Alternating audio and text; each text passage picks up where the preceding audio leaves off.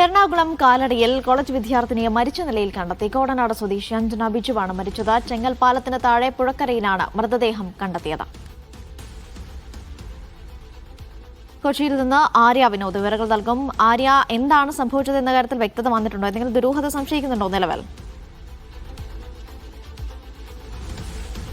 അനീഷ, കാലടി ചെങ്ങൽ പാലത്തിന് താഴെ പുഴക്കരയിലാണ് അഞ്ജന എന്ന 21 വയസ്സുകാരി ഇന്ന് രാവിലെ 10:30 മരിച്ച നിലയിൽ കണ്ടെത്തിയത്. സമീപത്ത് ജോലി ചെയ്യുന്ന സ്ത്രീകൾ ഒത്തുവെച്ച് നാട്ടുകാർ എത്തുകയായിരുന്നു. തുടർന്ന് ഉടനെ ആശുപത്രിയിൽ എത്തിച്ചു. എങ്കിലും അവിടെ പുഴക്കരയിൽ വെച്ച് തന്നെ മരിച്ചു എന്നുള്ളതാണ് പോലീസ് അറിയിച്ചത്. കോലഞ്ചേരി സെന്റ് പീറ്റേഴ്സ് കോളേജിലെ വിദ്യാർത്ഥിനിയാണ്.